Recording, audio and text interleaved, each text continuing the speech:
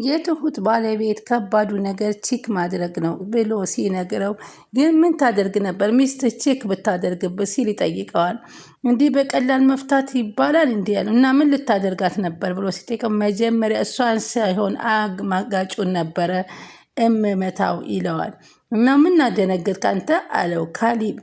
ምን ጠብቀህ ነበር? ጠቃይ ደግሞ እሷን ሰቅላት ነበር ይለው። ምን ነው እንዴት ነው ስለ ሚስት እኮ ነው የምታወራው አለው ማለት ነው። እሱን ሳየው በጣም ያሳፍረኛል እያለች ነበር ትሁት። ሆኖም ግን ዝም አትይም ሲላት አባትየው እንግዲህ አልጋ ላይ ተወርሮ ሲወድቁና ተሰብስበው እንጋባለን እያሉ ሽር ጉድ ባሉበት ሰዓት አባዬ ከዚህ ቤት መቆየት አልፈልግም፣ ከዚህ በኋላ ስለምፈራ ወደ ቤተሰቦች መሄድ ይኖርብኛል፣ ከደላላ ሰራተኛ ጋር ሌላ ልፈልግና ስትለው ልትወጣ እንደነበርና ሽማግሌው አንድ ሳምንት ጠብቂኝ፣ ከዛ በኋላ ነገሮችን አስተካክዬ አንቺም ወደ ፈለግሽበት ቦታ ትሄጃለች በማለት እንግዲህ ቃል ገብተውላት ሲሆን ዛሬ ግን በቀጠሮ ቀን እናደረሰና ዛሬ ላይ ያላሰበችው ነገር አጋጥሟታል። ቃላቸውንም ተፈጻሚ አድርገውበታል። ያንን ቀን ማለት ነው። በጉጉት ሲጠብቁት የነበረውን ትልቁን ሰርፕራይዝ ልብሳቸውን እየለባበሱና ከነቲናና ከነዳኔ ፊት ብቅ ብለውባቸዋል። እስካሁን ለዳንኤል ቅዠት የሆነበትና በተደጋጋሚ ሽማግሌው ሲራመድ እንደተመለከተው ሽማግሌው ቁሞ እንዳየውና መራመድ እንደሚችል በተደጋጋሚ ለቲና ለማሳመን ቢሞክር በፍጹም ናላሳይህ በፍጹም አይነሳም ይነሳል እያለች የማይባል ቃላት ስትናገራቸው እሳቸውን በትዕግስት አሳልፈውት ነበረ። አሁን ግን አይኗ ጉድ አይቶ እሷ ዱቅ ብላለች። ሰላም ውድ ቻናል የተከታታዮች እንደምን አላችሁ? በያላችሁበት በዓለም ዳርቻ ሰላማችሁ ይብዛልኝ እያልኩኝ ቅኝ የገባው የቲናና የካሊብ ነገር ዛሬ እናያለን። ምን ሊገጥማቸው ይችላል? ይህ መቆም ስለመቻለው ብቻ ድንጋጤ ውስጥ የገቡት መናገር ሲጀምር ምን ይበቃቸዋል? ሁሉንም እስኪ አብረን እንመልከተው። ካሊብ እንግዲህ በመጀመሪያ ሚስትህ ብትማግጥብህ ምን ታደርጋባታለህ ሲል ካሊብ ዳንኤልን ወደ ውጭ ተቆጥቶ በወጣበት ሰዓት ከቲና ጋር ተቀያይሞ ሲወጣ በዛን ጊዜ ሲጠይቀው ሳለም እሷንስ ብቻ ሳይሆን ቺክ ያደረገባት እንኳ ግንባሩን ብዬ ነው ምጥለው ሲለው በጣም ደንግጦ ነበር። ምን አስደነገጠህ እያለው ነበር። እሱም በዛ ቦታ ላይ ሆኖ ስለተገኘ ካሊብ ለዳንኤል ይህን ከተናገረ በኋላ ዳንኤልን ካስደነገጠ በኋላ ቆንጅዬ ሴት ላይ እንዳለው አድርጎ በቅናት ለትሁት ሲያንጨረጭራት ነበር። ትሁትም እንዴት ይህን ነገር ሊያደርግ ይችላል? እሱ እኮ ትንሽ ልጅ ነው። አንቺ ምን ነው እንደዚህ ተናገሽ? በዚህ ልክ እንደዚህ ትሆኛለሽ ብሎ ሲጠይቃት ለምን ትናደጃለሽ? ወንድምሽ አይደለም እንዴ? እባክህ ወጣት ነው፣ ዘና ፈታ ይበል ሲላትም እንዴት ሊሆን ይችላል? እሱ እኮ ራሱን አልቻለም፣ ምንም አይነት ገንዘብ የለውም፣ ነገስ የኛ ጥገኛ ሊሆን አይደለም እንዴ በማለት ይህን ታሳቢ ማድረግ አለብህ እያለች ካሊብን ለማሳመን ካሊብን የበለጠ እንድትናደድ አድርጓታል። አባትና ልጅ በተመካከሩት መሰረት ወደ ውጭ በመውጣት ድንገት በዳንኤል አይን ውስጥ ይገባል። ዳንኤልን ትኩረቱን ሽማግሌው ላይ ካደረገ በኋላ እንደምንም ብሎ ሽማግሌውን ሊሸውደው ችሏል። በዚህ ፍርሃት ውስጥ እያለ ወደ ቤት እየሄድኩ ነው በማለት ሽማግሌው ቤት ውስጥ ወይንስ አይኔ ነው ራሱን በመጠራጠር ጉዞ የጀመረ ቢሆንም በዚህ ግጥምጥሞች መካከል ከካሊብ ጋር ይገናኛል። ካሊብ የት ልሄድክ ነው በማለት ሲጠይቀው እኔ ወደ ቤት እየሄድኩ ነው ሲለው እንግዳውስ ቆይ እስኪ አብረን እንሂድ በማለት ያቺን አጋጣሚ ለማዘናጋት ሞክሯል።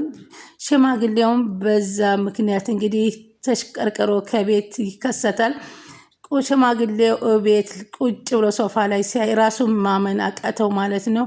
በዚህ ሁኔታ የቆየው ዳንኤል እንግዲህ ሽማግሌው ቁሞ አየሁት በማለት ከዚህ በፊት ትሁትን ጠይቋት፣ ነገር ግን ትሁት በፍጹም ቢችልማ እናንተን ከፊቱ ባልተገኛችሁ ነበር፣ ነገር ግን አባዬ ወደፊት የመዳን ተስፋ አለው፣ አሁን ግን መቆምና መንቀሳቀስ ብቻ የምታወሩትን ግን ይሰማል በማለት እንግዲህ እንደሚያልቅ ደውሉን ተናግረው ነበረ። ቲናም ቆንጅዬ ሴት ጋራ ነው ያደረው በማለት ተናዳ ገና ሲመጣ ነበር እንዴት ዋልክ እንደም የሚያስብ ጥፊ ነበረ ያስከተለችበት። ዳንኤልም በጥፊ የተመታውን እየጠራረገ ምን ሆነች ነው? ከምን ተነስተች ነው ልትመችኝ የቻልሽው? ስትል ስለምንም እየጮኸች እንደሆነ በፍጹም ሊገባው አልቻለም።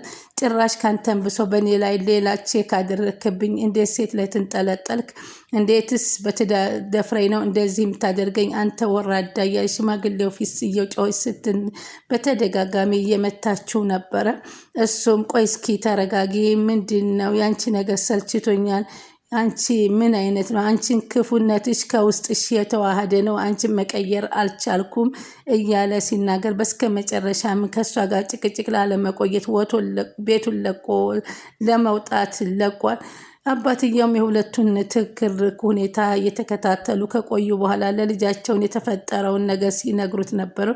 አቤት በጣም ተቀጣጥለው ነበረ። እነዚህ ልጆችማ ክፉኛ አብደዋል እያሉም ለልጃቸው የተፈጠረውን ድራማ እየተናገሩ ነበር። ልጃቸውም እነዚህ እኮ ለይቶላቸዋል ወራዶች ገና ደግሞ ይለይላቸዋል በማለት በተቀጣጠሩት ቀናት እንግዲህ በዝግጅት ላይ እንዳሉ ይወያያሉ። ቀጠሯቸው መሰረትም የሰርግ ስነ ስርዓታቸው ደርሶ ትሁትን ለማናደድ እየሞከረች ነበር።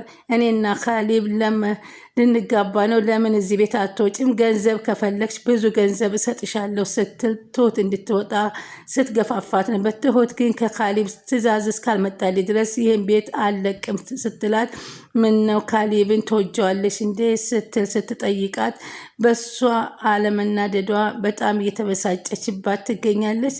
ቲና በምትናገረው ነገር እንደ መዝናኛ በመቁጠር ትሁትም ጉዳይም አትላትም። ትሁትም የፈለገው ምላሽ ባለማገኘቷ ቲና በጣም ተናዳለች ማለት ነው። በጣም የተበሳጨ ነው። ዳንኤልም ከቲና ጋር ከተጣላ በኋላ ከዛ ቤት መመለስ አልፈልግም፣ እዛው በዛው የተሽከረከረ እያለ ካሌብ አንተ እኮ ከፕሮግራማችን መገኘት አለብህ፣ ወንድሟ አይደለም እንዴ? እህትና ወንድም ለቁርጥ አይሰጣጥም፣ በቃ ታረቁ፣ እኔ አስታርቃችኋለሁ ከፈለጋችሁም በማለት ወደ ቤት ካመጣ በኋላ ሰላምታ እንዲለዋወጥ አደረገ። በኋላ እንዳላወቀ እየተካሄደ ነው ያለውም ነገር እያየ ነው።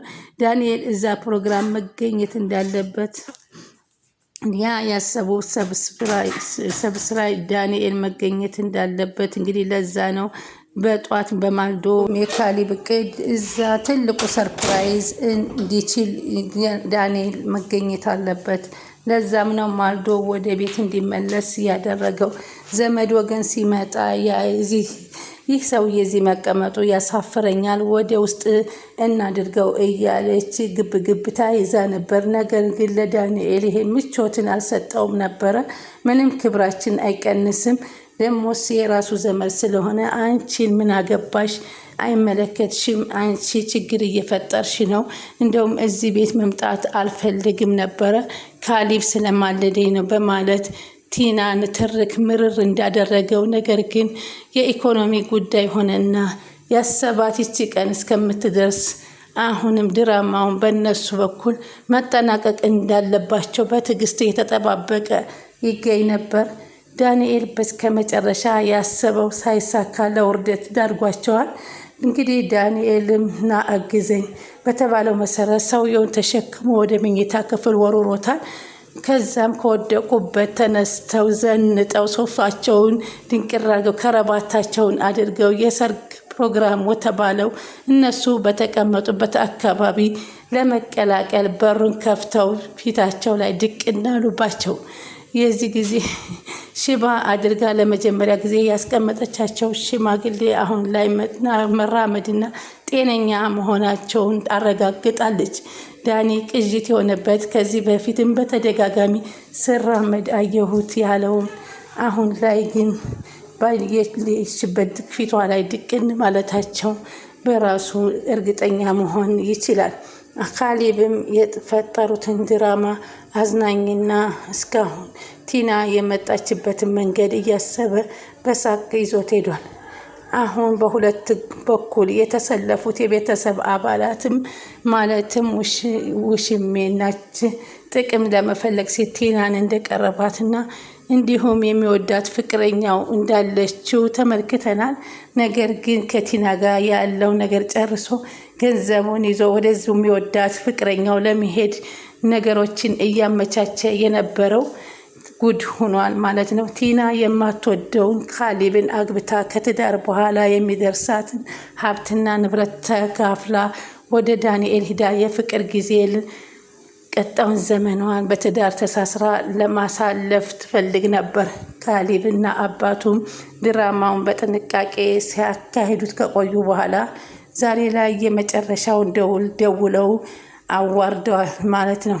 ሁሉንም የሰራችውን ነገር እያንዳንዱ ዘርዝረው ለመናገር የተቀጣጠሩበት ቀን ደረሰ። ቃላቸውም ደረሰ። ትሁት ከዚህ በኋላ እኔ ማታ ዳንኤል ቲናም እንደዛው አብረን የምንመለከተው የዛሬ ይሆን ነበረ። የዛሬ ፕሮግራም ይህን ይመስል ነበር። ቀጣይ እስከምንገናኝ መልካም ጊዜ ተመኘውላችሁ። ለቻናሌ አዲስ የሆናችሁ ላይክ፣ ሰብስክራይብ በማድረግ ልትሆኑ ዘንድ በአክብሮት እጋብዛችኋለሁ። ባይ ባይ።